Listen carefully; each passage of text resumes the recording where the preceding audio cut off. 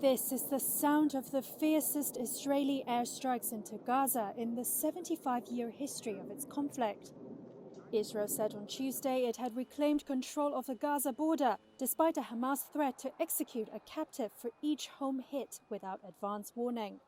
Israel has vowed to take its mighty revenge since gunmen rampaged through its towns, leaving streets strewn with bodies in by far the deadliest attack in its history.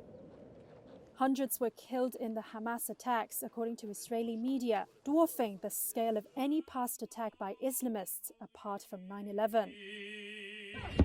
Scores of Israelis were taken to Gaza as hostages, with some paraded through the streets. Israel has called up hundreds and thousands of reservists and placed the Gaza Strip, home to 2.3 million people, under a total siege. And in Gaza, whole districts in the enclave have been flattened. Hundreds of Palestinians have been killed, according to Gaza's health ministry.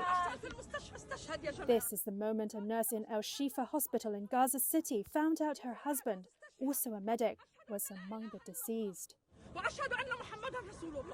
"My husband has been martyred, people," she shouts as she walked to break the news to her daughter, who cries and hugs her mother. At the morgue in Khan Yunis Hospital, medics called for relatives to pick up bodies quickly because there was no more space for the dead.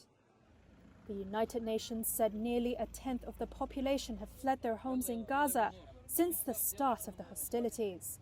This woman and her family are one of them. "What is our fault? What did my children do?" she says. At one point, the Israeli military advised Gaza civilians to flee to Egypt, then backtracked, confirming that the crossing was closed and there was no way out. Israel's next move could be a ground offensive in the Gaza Strip, a territory it abandoned in 2005. Israeli armored vehicles were seen gathered near Gaza border on Tuesday.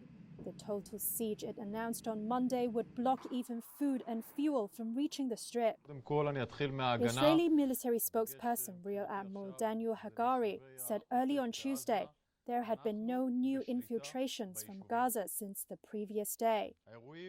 Israeli leaders will now have to decide whether to constrain their retaliation to safeguard the hostages.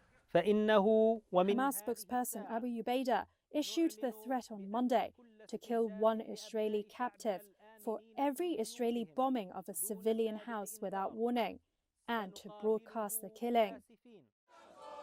Western countries have strongly backed Israel. Arab cities have seen street demonstrations in support of the Palestinians.